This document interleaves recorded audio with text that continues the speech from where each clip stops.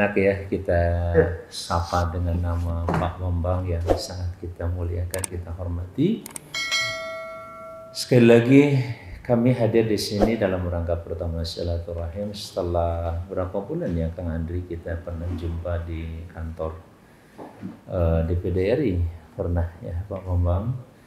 Dan alhamdulillah wa syukurillah hari ini kita bertemu kembali. Yang saya sampaikan di dalam silaturahim ini ada pesan khusus memang dari Komite 1 DPD RI yang saat ini baru saja dari jam 10 sampai jam setengah 1 kami menyelenggarakan rapat tinja. Rapat tinja Komite 1 bidang revisi atau rencana revisi Undang-Undang Desa. Nah ini saya pikir sangat tepat sekali kalau masih hangat ya, kami sampaikan nih kepada Pak Bambang dan seluruh jajaran yang hadir saat ini bahwa DPD RI dalam kunjungan kerjanya Pak Bambang berbagai perjalanan kerap saya lakukan, khususnya saya secara pribadi sangat concern ya. Kalau hati sih pengennya kalau background pendidikan saya kan lebih ke pendidikan sehingga cocoknya di Komite 3 kalau di kalau di DPD RI. Tetapi saya lebih lebih merasa nyaman tuh justru di desa, dan desa itu domainnya Komite 1 sehingga sejak dulu saya tahun 2009-2014 disambung sekarang 2019 sampai 2024 insya Allah betahnya di Komite 1 terus itu, sehingga jadi mitra Pak Bambang terus nanti insya Allah kita ya. Tapi nanti kita lihat teman-teman, kita suka rolling dari sisi siapa yang akan di Komite 1, siapa Komite 2, 3, dan 4. Hadirin sekalian, dalam revisi undang-undang ini sejumlah pakar yang mendampingi kami di Komite 1 juga. Kalau boleh tidak ada masalah, saya kira di-share nanti ke Pak Bambang, tolong Pak Aceh ya. Mohon di-share nanti bahannya. Ini juga singkat saja saya sampaikan. Memang terkait dengan paling utama tentu persoalan yang terkait dengan pemerintahan desa, kewenangannya seberapa jauh, apalagi sekarang ini masih ada di bawah 3 kementerian ya. Kalau boleh dibilang 3 kementerian ini kan masing-masing punya kewenangan, walaupun domainnya berbeda tapi masih banyak yang beririsan. Dan ini yang seringkali membingungkan masyarakat di desa, terutama para perangkat desa, khususnya tentu saja kepala desa. Dan dari hasil sounding kepala dan ketua Komite 1 kepada Pak Menteri, Gus Menteri, kita panggil Gus Menteri, Gus Halim ini sempat disampaikan, dan dia saya yakinkan bahwa usulan revisi hasil kunjungan kami ke daerah-daerah, terutama ke desa berbagai persoalan berujung pada revisi ya. Kalau aspirasi biasa saja yang biasa kami kemukakan dan kami lakukan dengan RDP, terutama dengan Pak Menteri, itu sudah dilakukan, tetapi tidak banyak yang bisa menyelesaikan masalah. Masalahnya masih terus kita jumpai. Tadi diantaranya ya jangan terjadi kasus di pusat gitu ya, saling kunci nanti. Saling kunci antara DPD dengan kepala desa, kan repot kalau sudah begitu, tidak bisa berjalan pembangunan di desa pada akhirnya. Itu cermin dari kondisi negara yang kita cintai, ketika terjadi saling kunci juga bermasalah. Ini juga dampak dari persoalan pemerintahan daerah, baik provinsi maupun kota kabupaten ya, karena namanya DPRD itu masih menjadi bagian dari pemerintahan daerah. Begitu ya Pak Bambang. Karena masih menjadi bagian dari pemerintahan daerah, itu turun ke bawahnya juga sampai ke desa, akhirnya independensi antar keduanya itu tentu saja sangat terganggu sekali.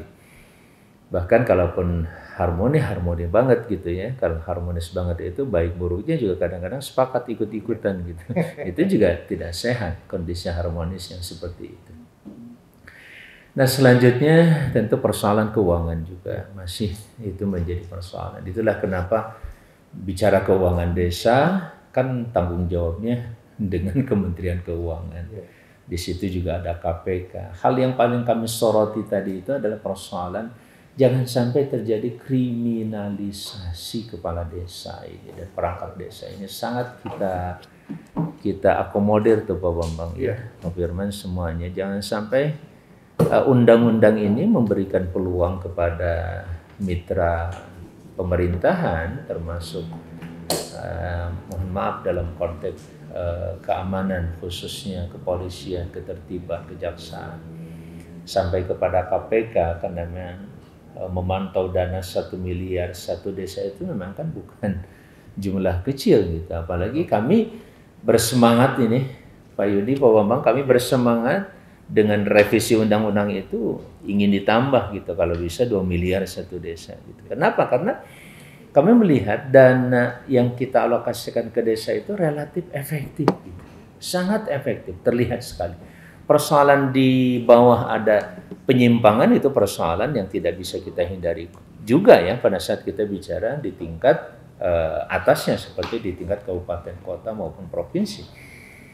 Tetapi efektivitas dana yang kita kirim ke desa yang angkanya 1 miliar itu bisa lebih dari 70% itu untuk pembangunan desa. Ya, bahkan kurang dari 30% yang digunakan untuk belanja pegawai itu bahkan tidak boleh kalau dari yang 1 miliar ya. Yang ada juga dari DAD yang atau ADD yang diberikan dari pihak kabupaten maupun provinsi gitu ya. Itu baru boleh digunakan. Artinya hampir 100% kalau yang dari pusat. Nah kalau ditambah dan dikembangkan, tentu ini akan menjadi energi baru saya kira. Dan disinilah kehadiran kami di DPD sebagai bagian dari apa itu pengawasan ya dan termasuk legislasi perimbangan anggaran pusat dan daerah itu juga menjadi concern kami. Nah jadi dengan keuangan sampai seperti itu kita juga sudah mencoba merintis, menggagas, kemudian merumuskan. Nah, saya pikir dari pihak provinsi mohon dengan sangat barangkali kami mendapatkan masukan atau hasil review ya terhadap undang-undang yang ada dalam perspektif provinsi nantinya terutama Dinas Pemberdayaan Masyarakat Desa itu tentu menjadi hal yang signifikan untuk membantu kami. Karena untuk RUU revisi ini insya Allah sudah mendapatkan lampu hijau dari pihak mitra kami terutama DPR RI yang kami diberikan kewenangan untuk memberikan masukan dan mengusulkan RUU revisi desa ini. Yang begitu halnya terkait dengan persoalan yang terkait tadi saya bicara tentang kriminalisasi ya, kira-kira di mana letak persoalannya, jangan sampai ini dimanfaatkan oleh kelompok tertentu. Yang tidak kalah penting adalah juga seberapa besar efektivitas pendamping desa. Ada usulan tadi justru ditambah itu. Bagi yang efektif, yang satu orang itu mendampingi 3 desa, sekarang mungkin bisa jadi usulkanlah 1 desa, 1 pendamping begitu ya. Itu juga sesuatu yang ketika itu efektif tentu akan jauh lebih baik insya Allah. Tetapi ada juga usulan teman-teman, tadi banyak kepala desa yang merasa terganggu gitu dengan peran dari pendamping desa itu. Banyak mereka keberatan bahkan apa sih fungsinya nggak ada gitu sama sekali yang kami rasakan kata mereka. Persoalan keuangan, persoalan penataan dan lain sebagainya juga tidak ada kontribusinya sama sekali secara pemikiran ide juga demikian. Nah kami tentu sangat berharap dari Dinas PMD ini mohon masukannya juga terkait dengan seberapa efektif pendampingan. Yang tidak kalah penting juga persoalan RT RW desa ya. desain pembangunan desa itu sendiri. Hasil perjalanan kami, Bu Lisa, selama saya berjalan di desa-desa ya, lebih dari mungkin 100 bahkan 200 desa yang sempat kami kunjungi, hampir semuanya belum punya yang namanya RT RW desa itu. Karena mereka mengatakan susah. Kami nggak punya perspektif pemikiran pemahaman. Kalau monografi kami paham, tapi bagaimana kami menjadikan monografi itu menjadi RT RW begitu ya, dan wilayah desa ya. Nah itu juga persoalan-persoalan yang patut menjadi concern kita. Nah itu nanti seperti apa kewenangan desa dalam konteks ini. Dan yang mungkin terakhir saya sampaikan juga terkait dengan persoalan pertanahan ya, pertanahan di desa. Seberapa jauh koordinasi dan konsolidasi. Terakhir nggak jauh-jauh dari kemarin saya berkunjung ke kelurahan, masih kelurahan Kota Bandung di sini, Cigening. Itu juga ada satu wilayah yang sengketa antara pemerintahan kota dengan yang mengklaim tanah itu, dan dia pun sudah menjual tanah itu kepada kelompok masyarakat. Sampai hari ini sudah entah berapa tahun, 2017 sampai hari ini itu belum selesai juga.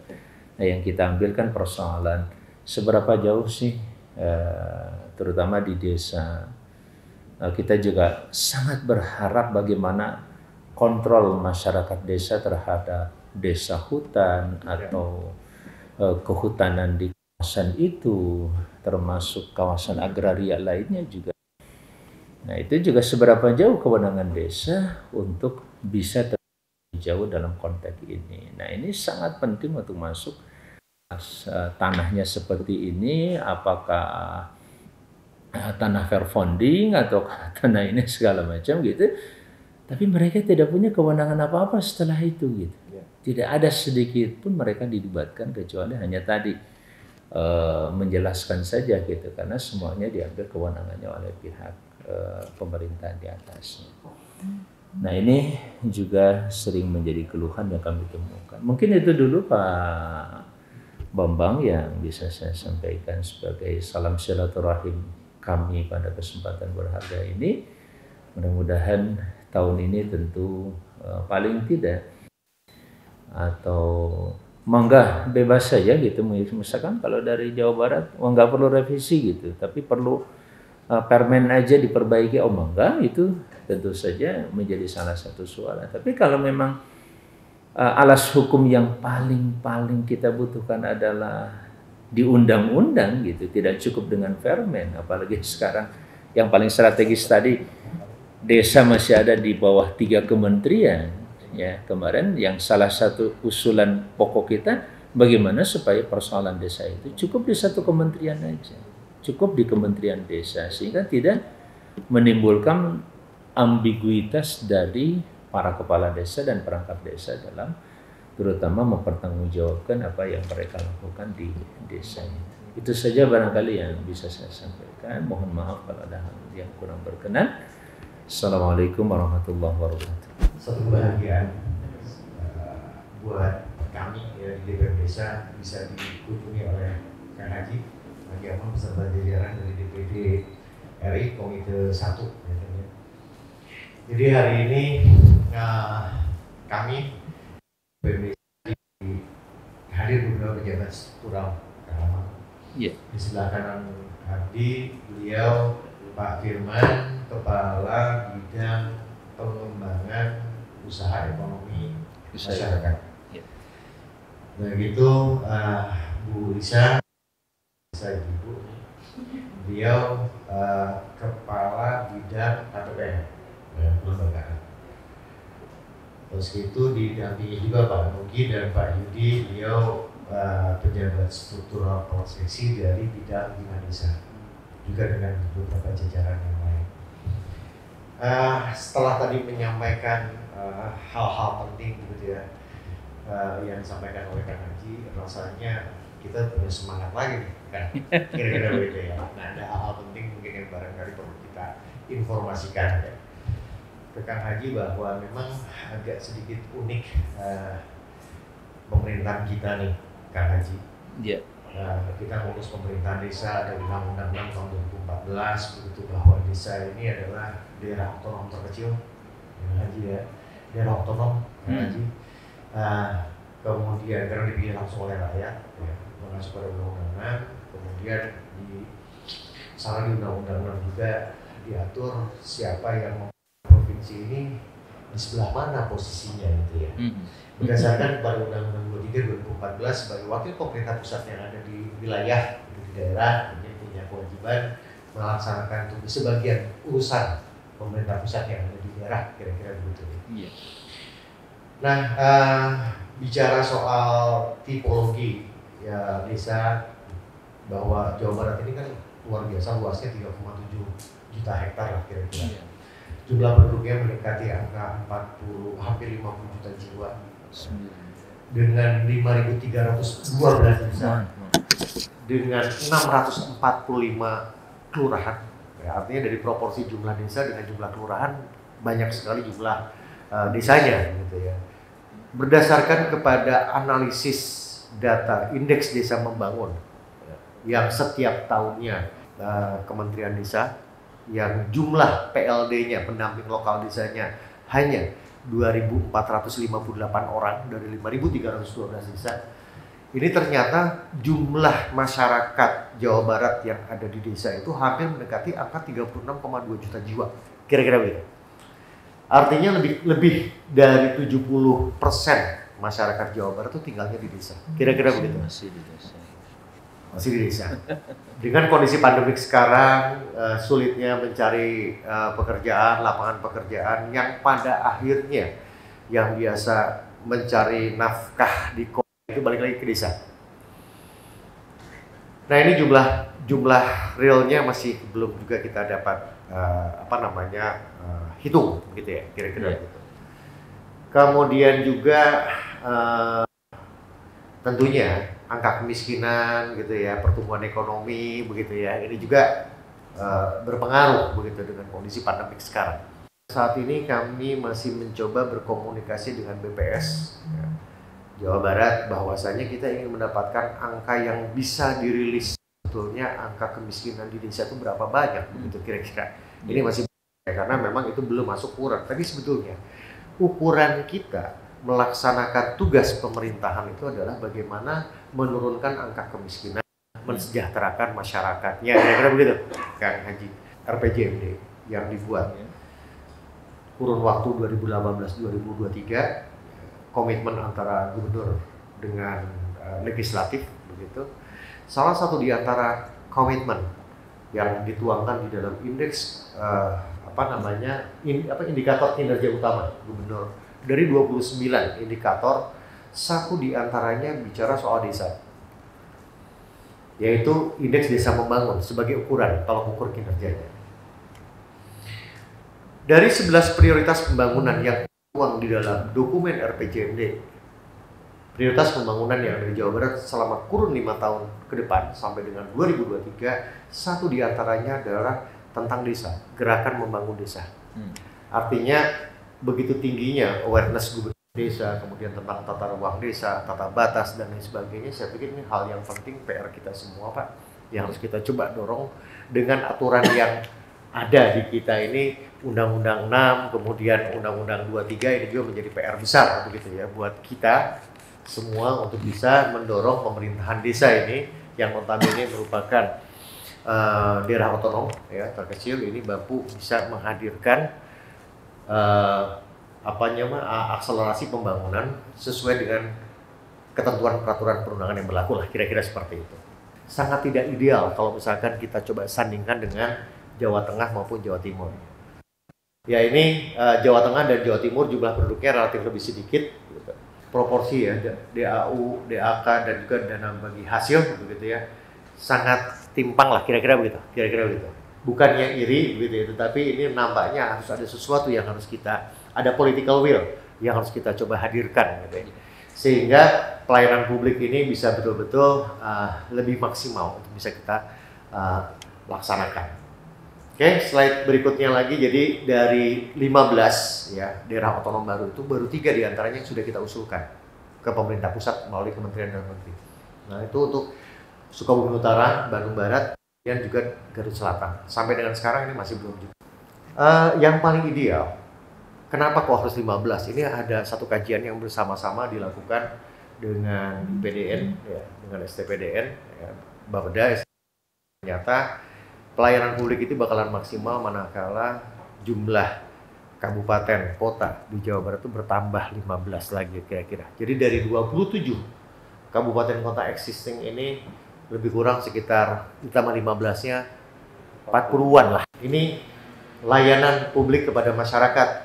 Potret dan political will yang ada, pada akhirnya kami pemerintah Provinsi Jawa Barat membuat satu konsep besar namanya Grand Design Penataan Desa. Bagaimana kita mengatur tentang pemekaran. Yang kedua, tentang penggabungan ya.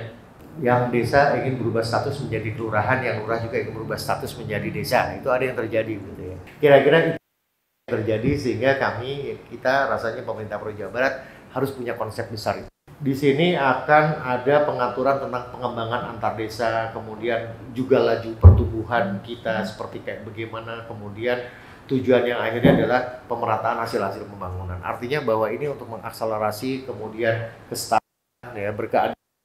Itu adalah konsepnya. Kemudian diatur oleh Permendagri nomor 1 2017 begitu ya. Bahwa persyaratan untuk pemekaran, salah satu di antaranya itu ada 8 kriteria kan. Di antaranya adalah jumlah penduduk. Di atas 12.000 jiwa itu bisa untuk dimekarkan. Tetapi dari 8 kriteria ini ada yang paling ternyata harus memiliki data batas desa dan tata ruang desa. Yang tadi disampaikan oleh Kang Haji. Di Jawa Barat belum ada. Kita baru membuat model di 40 desa. Pemerintah provinsi menginisiasi untuk membuat model batas desa dan tata ruang desa. Itu baru 40 desa. Sebetulnya Badan Informasi Geospasial BIG ini sudah membuat satu database ya mengenai delineasi batas desa. Yang tentunya harus karena skopnya Indonesia begitu. Ini tentunya harus kita lakukan verifikasi dan validasi. Mengadakan yang namanya sekolah tata ruang desa. Sekolah tata ruang desa.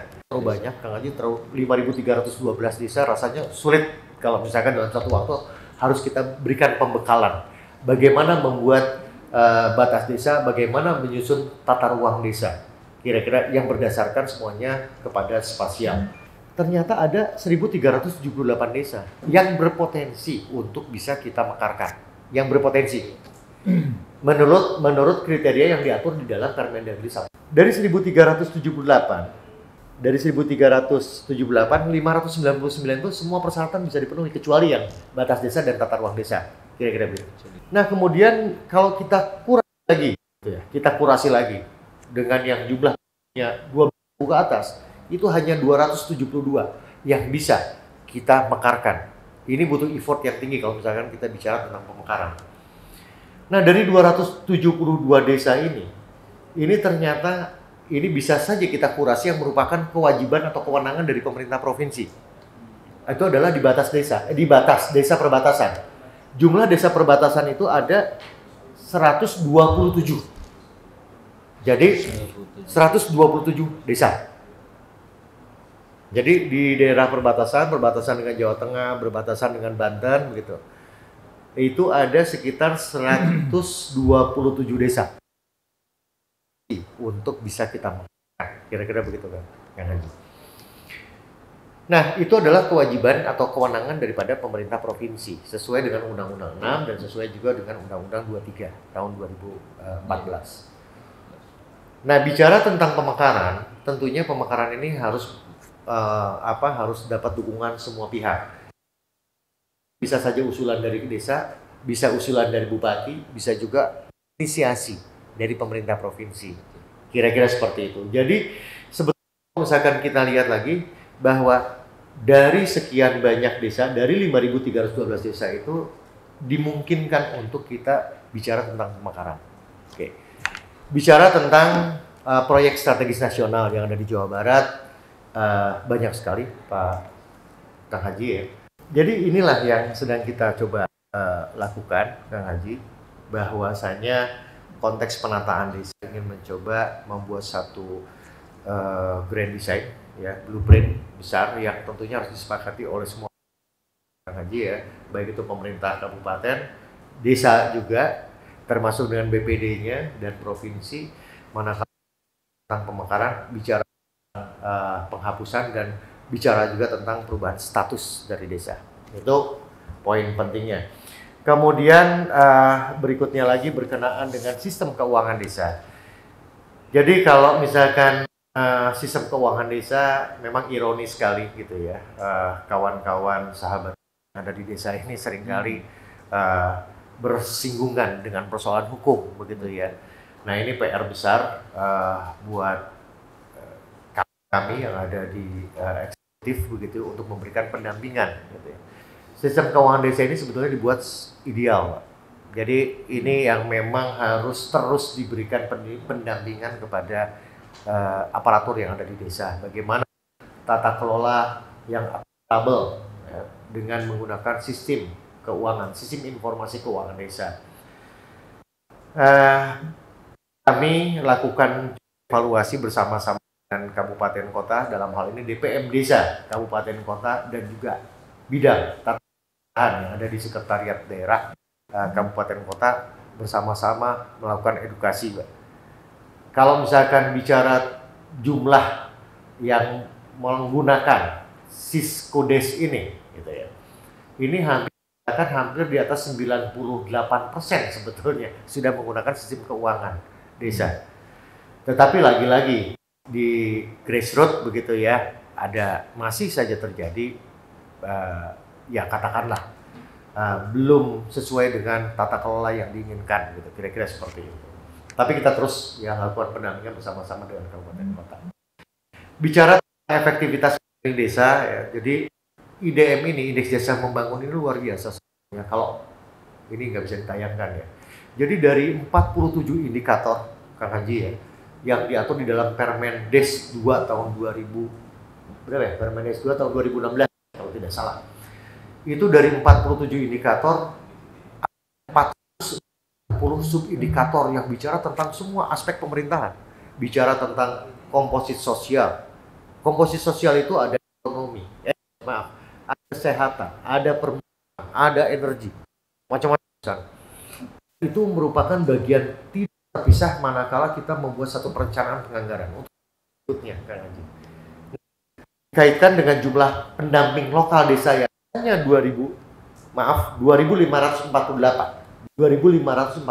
tentunya. Belum lagi kita mencoba dan meminta melalui Kemendes data pada spasial koordinat. Betul penduduknya yang dilihat begitu, dusunnya yang dilihat, tetapi basisnya bukan desa ya. Spasialnya adalah spasial dusun, sehingga nanti manakala kita mengintervensi program dan kegiatan sesuai dengan kewenangan provinsi, baik itu kewenangan pemerintah kabupaten kota, ini bisa tepat sasaran.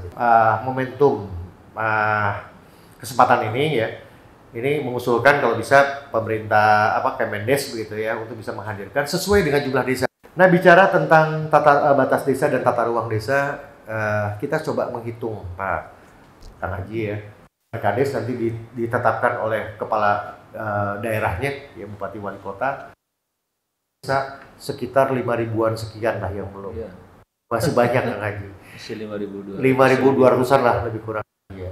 Bicara tentang 5.200 untuk batas desa, verifikasi dan validasi, dan harus juga kita membuat benchmarknya ya, untuk supaya ini bisa diukur secara spasial satelit gitu.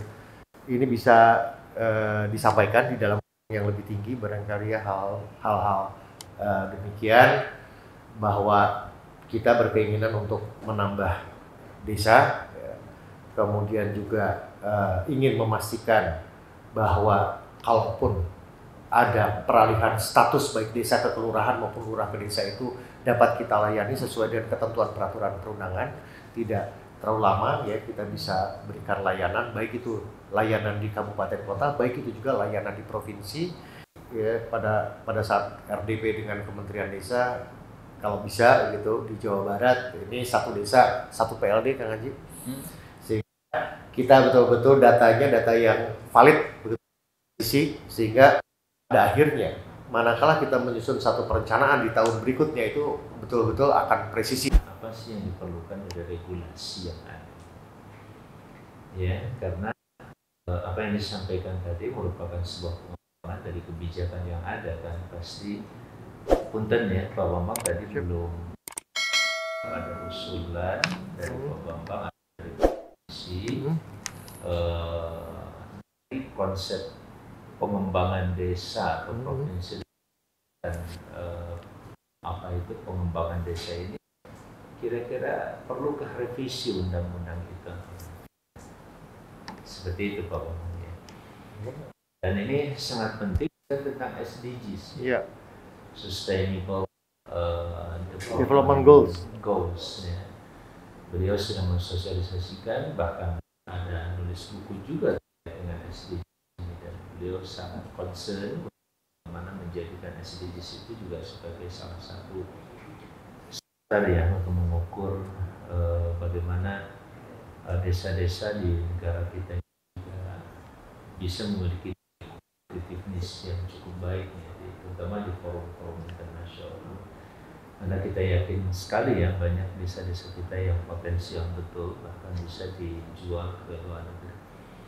Saya kira apa yang disampaikan Pak Bambang tadi, punten dan ya Pak Bambang, ya, dari apa yang dikatakan saya bisa menangkap memang banyak sekali yang harus disinkronisasi dengan undang-undang yang ada. Ya, walaupun memang ketika nanti kita menemukan hal yang sangat krusial dan tidak terpilih oleh undang-undang yang ada, yang mau tidak mau revisi undang-undang itu sendiri. Sebenarnya selama masih bisa ditampung dan diakomodir oleh undang-undang yang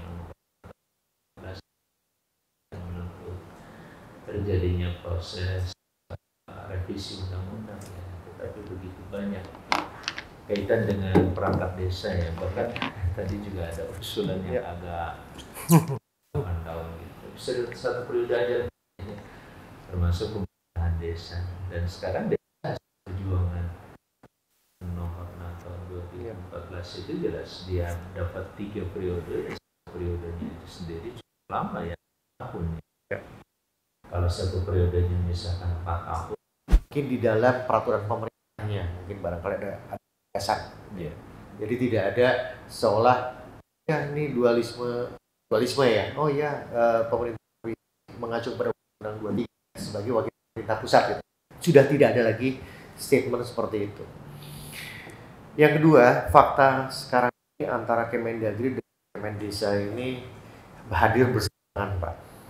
Bicara tentang pilkades misalkan, yang lebih mendominasinya itu adalah Kementerian Dalam Negeri. Iya. Tentang apalagi sekarang ada Dirjen Pemerintahan Desa ya. Dirjen Pemerintahan Desa. Bina Pemerintahan Desa. Bina Pemerintahan Desa. Kemudian sistem keuangan desa. Desa. Kementerian Dalam Negeri. Bicara tentang indeks membangun yang isinya kira-kira sama gitu ya, dengan sistem informasinya juga yang beda, itu diinisiasi oleh Kementerian Desa begitu ya, dengan pendamping lokal. Desa ini rasanya kasihan juga nih, mereka pengetahuannya terbatas, sumber daya manusianya juga terbatas, begitu, suruh mengisi yang sekian banyak sistem informasi, tapi sebetulnya ditambah-tambah lagi sekarang harus juga paham dengan yang namanya SDGs. Saya yakini betul begitu ya, bahwasanya di level pemerintah provinsi, di level pemerintah pusat, di level pemerintah kabupaten kota juga belum semuanya paham. Kira-kira begitu.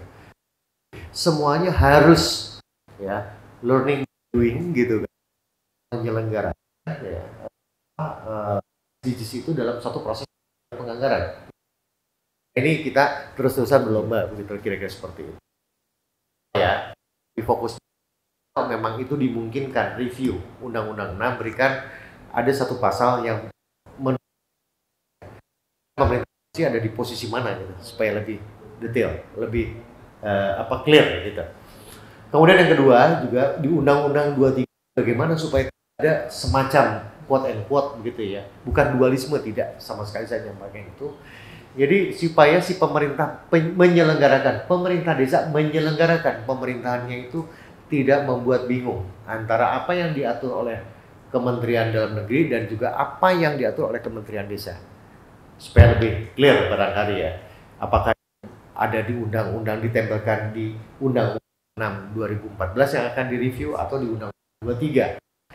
Tetapi apapun ceritanya, dengan hadirnya Omnibus Law Undang-Undang Cipta Kerja ini sudah turun yang namanya peraturan pemerintah tentang BUMDes, Badan Usaha Milik Desa. Jadi Badan Usaha Milik Desa ini kan angin segar gitu ya, untuk Badan Usaha Milik Desa ini mampu melakukan kegiatan ekonomi yang ada di desa ini betul-betul bisa hadir dan secara profesional, dan itu merupakan tanggung jawab bersama semua level pemerintahan, baik kementerian lembaga, pemerintah provinsi, juga pemerintah kabupaten kota dengan pentahelixnya. Kira-kira seperti itu Pak Amang yang bisa disampaikan. Mudah-mudahan dari teman-teman ada lagi yang perlu dimasukkan? Ini ada lagi. Iya. Dari Pak Firman. Pak Firman, nanti Bu Lisa dan Pak Nugi, Pak Yudi ya.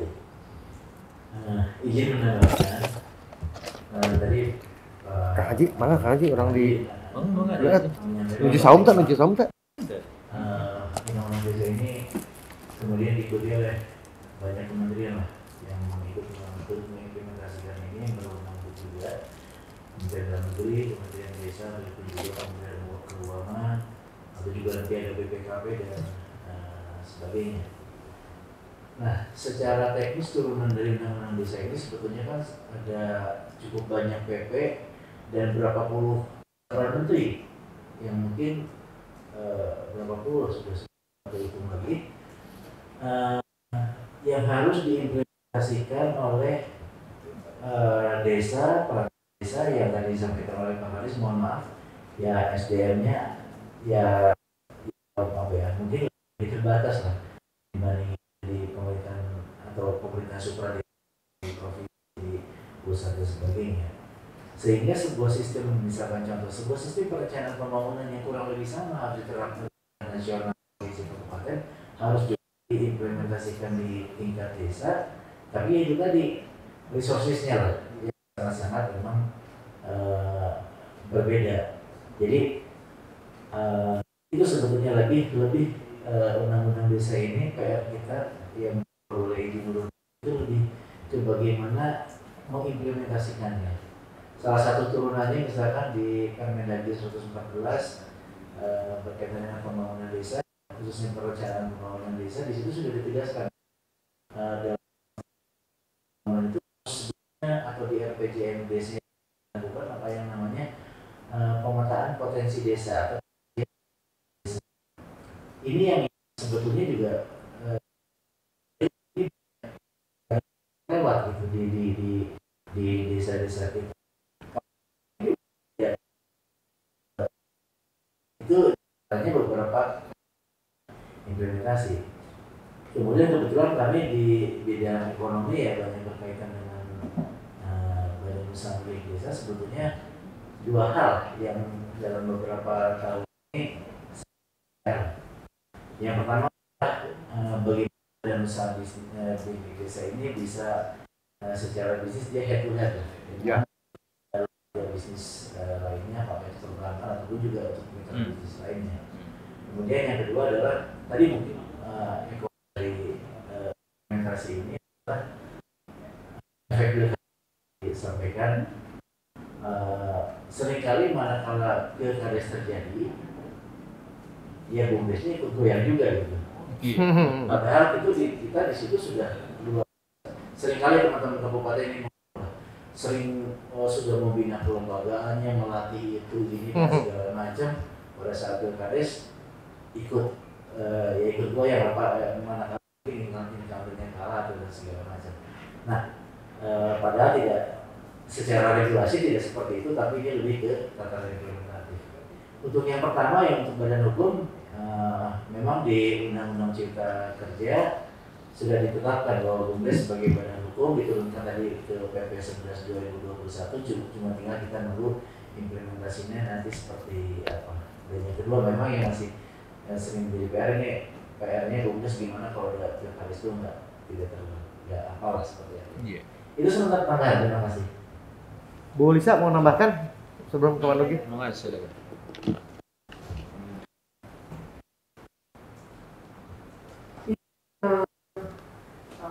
Pak Kadis, Pak Am, sedikit saja tambahannya ini terkait dengan turunan regulasi Pak, turunan regulasi untuk peraturan desa.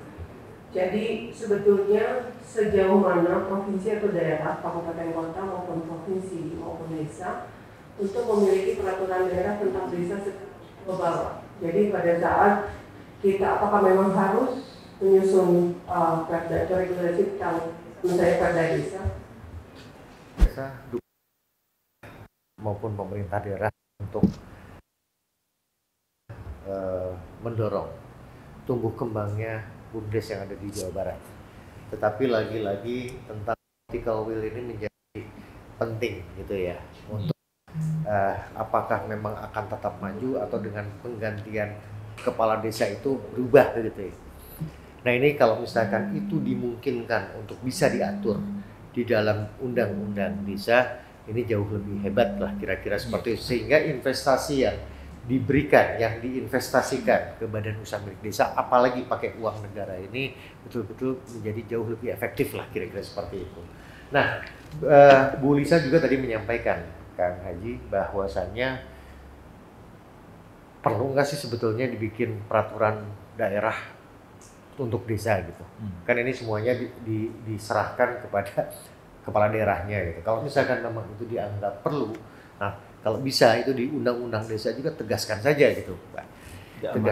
Diamanatkan saja untuk membuat satu peraturan daerah gitu ya, sehingga nanti tidak ada peraturan kepala daerah saja begitu, peraturan kepala daerah untuk mengatur tentang satu gitu ya, tentang peraturan bisa dijadikan sebagai referensi atau acuan untuk dibuat peraturan atau pedoman pelaksanaan yang lebih detail, lebih teknis. Satu diantaranya adalah soal masyarakat adat. Masyarakat adat di Jawa Barat ini luar biasa. Mungkin di provinsi lain juga ada.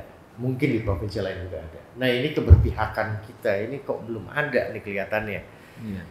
Baru hanya ada satu regulasi yang ada di atasnya dalam Permendagri yang mengatur tentang desa atau masyarakat adat. Nah ini harus kayak bagaimana? Ternyata setelah kita coba bedah nggak ada yang lebih tegas. Pemerintah daerah ngapain gitu kira-kira? Pemerintah daerah misalkan provinsi harus kayak begini, kabupaten harusnya seperti ini gitu. Ini masyarakat adat yang ada di desa yang notabene adalah daerah otonom. Nah ini juga menjadi satu persoalan. Jadi kalau misalkan itu memungkinkan untuk diatur nanti di dalam revisi undang-undang desa, saya pikir jadi supaya lebih clear gitu, tidak menjadi debatable. Apa kok dengan misalnya kayak gini contoh, salah satu bentuk konkretnya, para budayawan ini sudah mulai komplain gitu, kira-kira begitu. Kenapa cina masyarakat adat ini dibiarkan gitu? Di mana peran pemerintah? Oh dari sana mah katanya yang ngurusnya Disparbud gitu. Disparbud yang mana? Apakah provinsi? Apakah kabupaten kota? Ini juga selalu membingungkan lah kira-kira. Masyarakat tetap saja tidak ada yang mengatur secara spesifik kira-kira seperti itu. Nah, momentum ini barangkali dipertimbangkan, dibahas di forum yang lebih tinggi begitu untuk dijadikan sebagai referensi. Gitu. Ya, terima kasih. Kang Rugi, silakan Kang Rugi. Sudah cukup luar biasa untuk diterapkan sebagai aturan yang mengatur desa, sudah sangat lengkap. Tapi beberapa mungkin pada saatnya diterapkan di lapangan kadang-kadang ya ada perbedaan pemahaman seperti itu. Nah, salah satunya tadi sudah disampaikan oleh Pak Kabid, Pak Firman bahwa betul Pak, di desa ini kadang-kadang semua program, semua kegiatan yang sudah disampaikan mungkin oleh baik provinsi atau kabupaten, semuanya mau kembali. Mau kembali itu setelah pilkades Pak Kang Haji. Jadi kadang-kadang setelah pilkades ini sama seperti pilkada 2 desa. Jadi semua apa istilahnya perangkat desanya itu diganti. Malah mungkin sampai panci-panci pindah seperti itu yang dari desa. Nah ini barangkali bisa diatur secara lebih lengkap di undang-undang ataupun mungkin bisa di bawahnya bahwa untuk peralihan kepemimpinan dari desa itu apakah perlu untuk ada aturan bahwa harus ada transfer informasi, harus ada apa istilahnya tidak semena-mena gitu Kang Haji, bahwa untuk kepala desa baru itu dengan perangkat yang baru lagi seperti itu. Memang ini ya tidak bisa disalahkan juga karena memang ini tidak terjadi hanya pada pilkades juga seperti itu. Pada saatnya ada kepala daerah baru, kepala dinas juga baru semua seperti itu. Nah, itu mungkin yang pertama yang ingin saya sampaikan. Berikutnya adalah kami ingin ada support dan dukungan Kang Haji dari disampaikan oleh Pak Kadis kami bahwa kami sedang menginisiasi Kembu Penataan Desa Provinsi Jawa Barat. Nah ini berkaitan dengan intinya pemekaran desa, banyaknya pemekaran desa karena memang bukan mengejar idenya Kang Haji, bukan mengejar dana desa. Kami malah kemarin kami sampaikan waktu ada rapat di Kabupaten Bandung, ini dana desa ini sampai kapan? Karena kadang-kadang ada pemikiran juga bahwa ada desa-desa yang memang sangat bergantung dengan dana desa seperti itu. Potensinya tidak terkubang seperti itu. Mereka hanya menunggu dana desa setiap tahun turun kepada mereka. Yang nilainya cukup luar biasa, 1 miliar 1 desa. Nah ini seperti apa treatmentnya untuk dana desa ini? Apakah terus-terusan seperti itu? Bisa jadi masukan juga seperti itu untuk pemerintah pusat. Ada evaluasi seperti itu untuk desa-desa yang memang penggunaan dari saya tidak efektif seperti itu. Nah ini tadi juga menyambung kepada kriminalisasi kepala desa.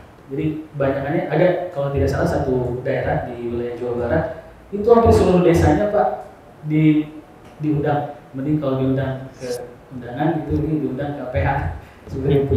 Jadi ini jadi persoalan. Nah kalau seperti itu ini memang tadi sudah disampaikan oleh Pak Kadis kami bahwa SDM di desa itu ya kita tahu sendiri lah seperti itu karena memang persyaratan untuk jadi kepala desa SMP. Kalau dengan perkembangan situasi seperti ini, dengan banyaknya beban yang diberikan kepada desa, apakah mungkin syarat untuk menjadi kepala desa itu ditingkatkan seperti itu? Syarat untuk menjadi kepala desa itu ditingkatkan, tidak hanya SMP, mungkin SMA seperti itu. Karena beban desa itu ya sama dengan beban kepala daerah. Mereka mengelola dananya sendiri. Kalau sekarang ya memang dimanjakan sepertinya dengan adanya dana desa seperti itu. Itu harus ada perlu evaluasi untuk keberadaan mungkin ya Pak Kang Haji dana desa ini. Ya, mungkin itu yang bisa kami sampaikan. Terima kasih untuk kesempatannya. Assalamualaikum warahmatullahi wabarakatuh. Para kepala desa itu terbatas juga gitu ya. Maka kalau saya pribadi dana desa tidak usah ditambah. Karena desa sudah diberi kewenangan Pak sesuai dengan amanat Undang-Undang Desa dan ada di Permendagri 44 2016 banyak kewenangan desa yang bisa digunakan oleh desa tadi untuk meningkatkan kesejahteraan masyarakatnya. Nah persoalannya barangkali kita juga nggak tahu apakah memang kepala desa itu belum paham tentang kewenangannya atau memang tidak mau paham, atau memang kurang sosialisasi baik dari pemerintah pusat, provinsi maupun kabupaten. Karena jelas tujuan daripada kewenangan desa itu adalah sebagai alat instrumen untuk pemerintah desa melakukan berbagai upaya dalam rangka meningkatkan kesejahteraan masyarakatnya. Nah tadi dengan banyaknya anggaran yang masuk ke desa seolah-olah udah aja santai kok anggaran datang sendiri. Padahal dia punya potensi yang bisa dikembangkan. Seperti itu. Nah ini barangkali kedepannya kalau menurut saya dana desa nggak usah ditambah lah, biar desa itu bisa mencari mencari PAD-nya sendiri dengan memanfaatkan potensi yang ada, sehingga desa bisa memanfaatkan PAD-nya itu sesuai dengan aturan atau kewenangan dia, tidak diatur oleh pemerintah pusat, provinsi maupun kabupaten. Desa punya kewenangan sendiri untuk menggunakan PAD-nya karena itu merupakan kewenangan desa seperti itu. Jadi kedepannya saya berharap dana desa sudahlah segitu aja, nggak usah ditambah-tambah supaya desa bisa menggali potensi yang ada di desa, baik dari tanah kas desa, tanah cari atau potensi-potensi lainnya gitu. Karena banyak desa di luar Jawa Barat yang mampu menggali potensinya sendiri Pak, dan punya PAD yang cukup besar gitu. Nah, itu barangkali dari saya. Terima kasih. Assalamualaikum warahmatullahi wabarakatuh. Waalaikumsalam warahmatullahi. Tidak berdaya ketika terjadi pilkades yang baru ya. Nah, saya pikir ini juga merupakan masukan. Mohon nanti siapa Pak Andre ya, kalau RUU-nya sudah ada, saya kira mohon dikirim juga ke sini untuk dikaji bersama-sama, diberi masukan-masukan yang cukup signifikan sehingga ini hasil kita semua nantinya insya Allah. Dan sering saya sampaikan Pak Bambang bahwa DPD itu memang wakil daerah di pusat itu, jangan sungkan-sungkan. Apunten walaupun kami jarang di sini, tapi insya Allah jiwa kita sama untuk betul-betul sampai saya tadi mengatakan di forum Tinja itu bahwa kita harus sepakat kedaulatan negara yang kita cintai itu insya Allah di desa. Kalau desa sudah tumbang, sudah banyak lain. Ya, kalau di tingkat negara pusat sudah terjadi perdebatan permasalahan yang cukup serius, bahkan legislasi kadang bermasalah, ya tentu harapan benteng terakhir negara kesatuan itu insya Allah ada di desa. Tentang perda desa, walaupun sebenarnya Pak Kadis ya, bahwa jika sebuah perda dibutuhkan oleh sebuah daerah dan sangat-sangat definitif untuk mengatur, lebih paham tentang kondisi, karena bagaimanapun juga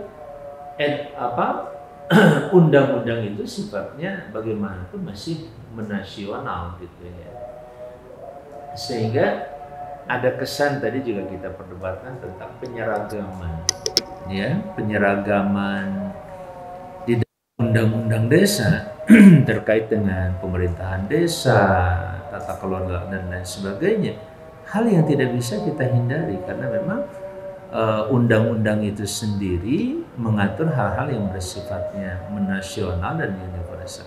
Kalaupun ada apa yang disampaikan tadi misalkan tentang desa adat ya oleh Bu Lisa, memang persoalan desa adat perlu diberikan slot khusus, misalkan diberikanlah tadi kata Pak Bambang, dikasih aja ya amanat gitu di dalam undang-undang itu hal yang terkait dengan persoalan desa adat misalkan, maka dikembalikan kepada daerah masing-masing dan diamanahkan kepada daerah untuk membuat semacam atau setting dan rekognitif sifatnya, mengakui perbedaan yang ada di desa itu sendiri.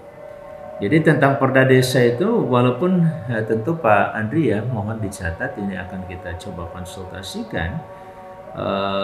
Sampai hari ini juga memang tidak ada larangan juga ya kalau undang-undang payungnya, selama tidak berbenturan dengan kebijakan yang sudah digariskan di dalam undang-undang itu sendiri. Itu saja landasan hukumnya. Tapi kalau ingin mengatur lebih jauh ya memang tidak mudah juga ya, karena itu kaitan dengan anggaran gitu ya Pak Mama ya. Nanti Pak Mama harus nyiapin anggaran juga nantinya kan untuk bisa menghasilkan perda desa. Saya yakin dengan perda juga akan sangat akomodatif. Bahkan yang tadi itu penataan desa kalau dibuat dalam konteks dalam konteks sebuah peraturan desa itu sangat kuat sekali nanti ininya, daya ikatnya maupun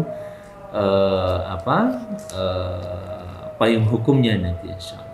Tentang aset desa juga demikian, prinsipnya memang masih banyak aset desa yang langsung dimiliki oleh atau langsung ya segala sesuatunya harus dikembalikan ke pusat ya, terutama Kementerian Agraria dan Kementerian Kehutanan.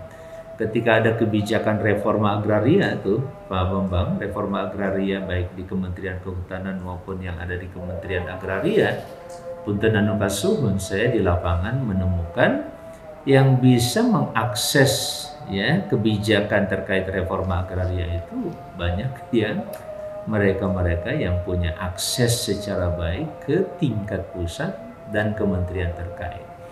Yang tidak punya akses nggak bisa ngapa-ngapain, walaupun itu sangat menjanjikan. Bahkan saya menghitung Pak Bambang, reforma agraria itu Pak Firman itu bisa mencapai 25 juta hektar loh, nggak sedikit gitu. Secara nasional ya? Secara nasional, 9 juta itu di bawah Kementerian Agraria dalam bentuk TORA, diantaranya tanah objek reforma agraria yang langsung dibagikan dalam bentuk sertifikat nantinya. Terus yang terkait dengan hal yang sama juga ada di Kementerian Kehutanan dan Lingkungan Hidup, itu tidak kurang dari 4,1 juta hektar. Selebihnya kurang lebih 12 juta hektar itu hutan sosial. Nah, kemarin saya baru jalan-jalan tuh Pak Bambang ke salah satu contoh hutan sosial yang masih diklaim oleh sebuah properti yang sangat besar di kawasan Sentul. Ya, itu masih sangat luas, masih puluhan bahkan ratusan hektar tuh Pak Firman. Ini juga peluang sebenarnya buat desa terkait, bagaimana desa punya akses untuk bisa mengelola hutan sosial bersama dengan warganya. Ya, kami saja, misalkan teman-teman dari luar saja bisa, kenapa yang dari daerah desa tersebut sulit mengakses itu. Nah, termasuk aset yang tadi saya juga apresiasi dengan rencana ada petani milenial ya, yang mencapai 5.000, memang itu juga sempat didiskusikan, ini gimana caranya mereka mendapatkan aset.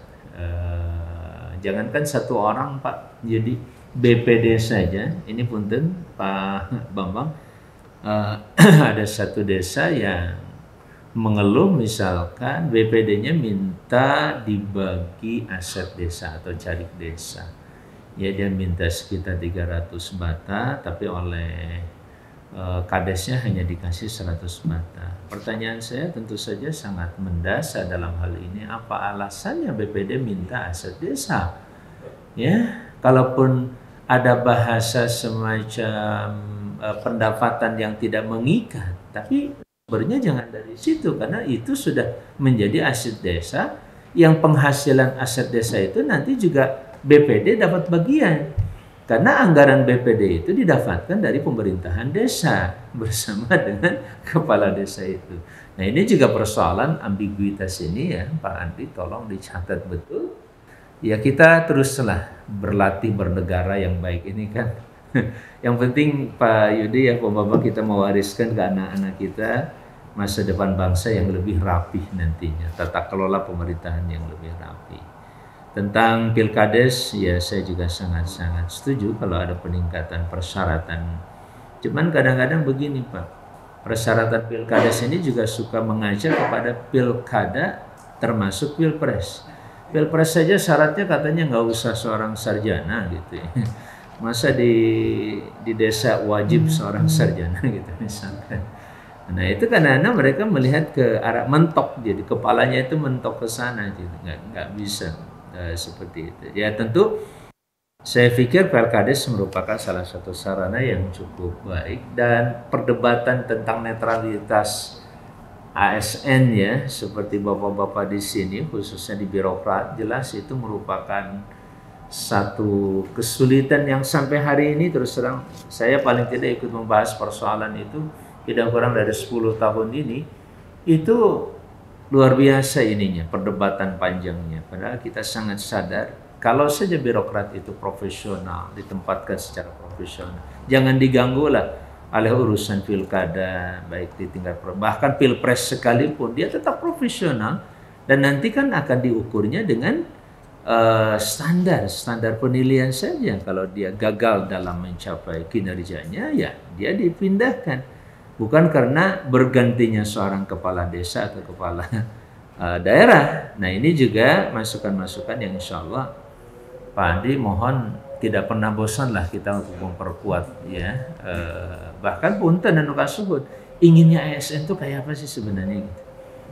Ya, walaupun sudah banyak masukan, tapi netralitas ini gimana formatnya, seperti apa, sehingga ada payung hukum di mana setiap PNS atau ASN itu punya kemampuan membela, mengadvokasi diri gitu dengan payung hukum itu. Dia boleh bertanya, ya kenapa saya dipindahkan? Ada persoalan apa gitu? Ya, dan itu kan kalau ada payung hukum yang bisa melakukan semacam pembelaan terhadap keputusan apapun, jelas ini merupakan kemajuan yang sangat kita nantikan ke depan insya Allah. Tentang pemanjaan desa saya setuju. Prinsipnya memang jangan aspek memanjakan ya. Saya di sini mungkin Pak Bambang tadi merespon konteks pemanjaan desa itu lebih kepada prestasi lah. Yang 1 miliar tetap segitu, tapi desa yang berprestasi memanfaatkan desa 1 miliarnya dengan kinerja tadi ada IDM misalkan indeks desa membangunnya juga terpenuhi dengan baik dengan angka bagus, baru di situ diberi apresiasi dengan nilai prestasi yang lebih signifikan nantinya.